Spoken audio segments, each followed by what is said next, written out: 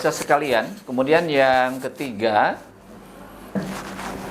dalam kalimat fa'fu anhum, yang artinya maka maafkanlah mereka. Nah, jadi dalam satu musyawarah ada kata-kata yang tidak baik atau menyerang kita,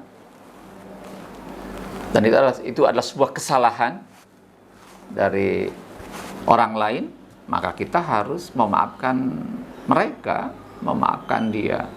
Jangan bersikap dendam, ya. Ketika mereka bersikap yang kurang baik, yang tidak tepat, atau ada kata-kata yang terlontar itu tidak pantas, ya kita harus memaafkan mereka. Tuh. Kemudian kalimat wastaghfir lahum, yang artinya adalah maka mohonkan ampun bagi mereka. Mananya ketika dalam suatu musyawarah itu di antara anggota musyawarah ada yang berbuat dosa kepada Allah, melakukan pelanggaran kepada syariah Allah, ya kita mohonkan ampun kepada Allah, ya, dengan doa yang baik, agar mereka sadar, menyadari kesalahannya, dan segera bertobat dari perbuatan dosanya. Kita mohon kepada Allah agar orang tersebut Allah ampuni, ya, karena tidak mungkin dalam suatu forum itu ada tindakan-tindakan yang melanggar syariah atau melanggar perintah Allah. Maka kita mohonkan ampun kepada Allah bagi mereka, bagi orang yang melakukan perbuatan dosa tersebut. Nah, kemudian di akhir ayat ada kalimat faida azamta fatawakkal 'ala Allah, ya, yang artinya apabila engkau telah membulatkan tekad, maka bertawakallah kepada Allah. Artinya setelah proses musyawarah berlangsung dan dihasilkan sebuah keputusan, maka setelah itu kita wajib bertawakal kepada Allah. Artinya hasil dari keputusan itu kita serahkan kepada Allah. Kalau hasilnya baik, bermanfaat bagi umat, kita bersyukur kepada Allah, ya. Dan apabila sebaliknya keputusan itu ternyata kurang baik, tidak tepat, ada dampak yang negatif, maka kita harus bersabar, ya. Kita mengkaji ulang, musyawarah lagi, dikaji ulang lagi, ya, sehingga nanti didapatkan hasil yang baik. Itu mana daripada tawakal, ya, artinya kita berusaha dulu sekuat tenaga melakukan sebuah kajian, sebuah musyawarah yang lengkap, ya, dan kajian yang lengkap, maka hasil dari musyawarah itu maka kita serahkan kepada Allah. Hasilnya baik, bersyukurlah kepada Allah. Ketika kurang baik, bersabarlah. Kita melakukan kajian ulang. Nah, bagi orang-orang yang seperti itu, maka Allah sangat menyukainya. Ya, Allah dalam akhir ayat sangat menyukai kepada orang-orang yang bertawakal. Nah, itu adalah makna kandungan pertama di dalam Al-Quran, surah Ali Imran 159 yang berkaitan dengan musyawarah. Nah, kemudian yang kedua, anak sekalian, ayat ini menjelaskan tentang karakter atau sikap perilaku Rasulullah dalam berdakwah, dalam berkeluarga, dalam bermasyarakat, termasuk dalam memimpin sebuah negara. Ya, saya ulangi bahwa ayat ini menjelaskan tentang karakter, sifat, perilaku Rasulullah di dalam berdakwah, di dalam berkeluarga, dalam bermasyarakat, atau dalam bernegara, atau dalam melaksanakan kepemimpinannya dalam mengatur negara. Nah, diantaranya sifat-sifat itu adalah, karakter itu adalah, pertama, fabima rahmati minallah. Rasulullah senantiasa bersikap lemah lembut dalam ucapan maupun perbuatan, ya, dalam berdakwah, di dalam berkeluarga, mengatur keluarga di rumah, dalam bermasyarakat di sekitar, atau dalam memimpin negara. Rasulullah senantiasa bersikap lemah lembut, baik ucapannya maupun perbuatannya. Tidak pernah Nabi terlontar kata-kata yang kasar, ya, lembut, halus bahasanya, tenang, emosinya terkendali. Terus yang kedua, walau kunta faddan ghalidhal qalbi lam faddu min hawlik. Ya, yang kedua itu Rasulullah tidak pernah bersikap keras dan berhati kasar di dalam berdakwah, dalam berkeluarga, dalam bermasyarakat, bernegara. Tidak. Kenapa? Karena kalau Nabi itu bersikap keras, kasar di dalam berdakwah dan sebagainya, maka umatnya akan menjauh, ya. Umat akan menjauh dari Nabi Muhammad. Maka saya yakin kalau umat menjauh dari Rasulullah, maka dakwah pun dipandang gagal, ya. Jadi kalau Rasulullah dalam berdakwah itu keras, kasar, maka umat bukannya mendekat, malah menjauh. Nah, kalau umat menjauh, tidak mengikuti apa nasihat Rasulullah, maka dakwah itu dipandang gagal. Itu sikap yang kedua, ya. Nah, sikap yang ketiga di kalimat fa'fu anhum. Rasulullah itu pribadi yang pemaaf. Artinya mudah memaafkan kesalahan orang lain. Seberapapun tingkat kesalahannya, Rasulullah selalu memaafkan, ya. Dan Nabi itu bukan tipe pendendam, tipe pemaaf. Banyak kasus-kasus dengan pemaafnya Rasulullah dalam bermasyarakat, dalam berdakwah. Banyak orang-orang yang masuk ke Islam gara-gara Nabi pemaaf. Terus yang keempat, di kalimat wastaghfir lahum, Rasulullah senantiasa memaafkan, memohonkan ampun kepada Allah bagi orang-orang yang berbuat dosa atau maksiat kepada Allah. Jadi yang keempat itu bahwa Rasulullah senantiasa memohonkan ampun kepada Allah, ya, bagi orang-orang yang berbuat dosa atau maksiat kepada Allah, ya. Jadi banyak kasus Rasulullah mendoakan bangsa Taif yang menolak hijrah beliau ke sana. Alhamdulillah dengan doa beliau, maka di antara mereka banyak orang-orang yang masuk Islam dan menjadi pembela-pembela agama, ya. Jadi doakanlah orang-orang yang berbuat dosa itu agar mereka sadar, insaf, dan tetap berada kembali ke jalan Allah. Jangan didoakan yang buruk untuk mereka, ya. Gitu. Terus yang kelima, di kalimat wasyawirhum fil amr, artinya Rasulullah senantiasa melakukan musyawarah dalam memutuskan suatu perkara.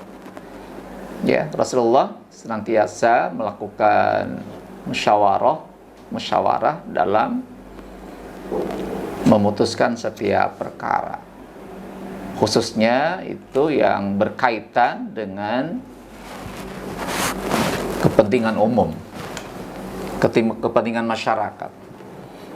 Kalau yang sifatnya pribadi itu tidak perlu untuk dimusyawarahkan. Jadi kalau dirinya sendiri tidak mengambil keputusan, ya baru boleh. Tapi secara prinsipnya yang urusan pribadi tidak perlu dimusyawarahkan. Tapi yang sifatnya umum itu baru bermusyawarah. Jadi Nabi adalah bukan tipe pemimpin yang otoriter dalam pengambilan sebuah keputusan. Nabi selalu minta pendapat dari para sahabatnya setiap kasus, ya, sehingga nanti dicarikan mana pendapat yang terbaik. Nah, kemudian yang terakhir, yang keenam, di kalimat wa idza azamta fatawakal 'ala Allah innallaha yuhibbul mutawakkilin. Nah, Rasulullah senantiasa bertawakal kepada Allah. Ya, artinya tawakal itu menyerahkan segala urusan kepada Allah setelah berusaha secara maksimal. Jadi usaha dulu yang maksimal, nah baru hasilnya kita serahkan kepada Allah.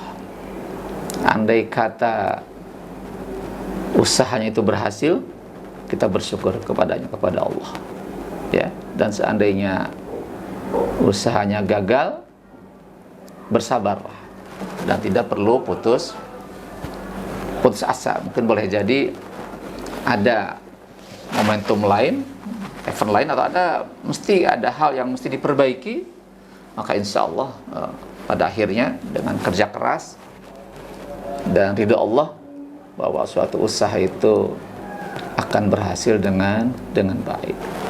Nah, sekalian, itu diantaranya kandungan yang kedua dari Al-Quran,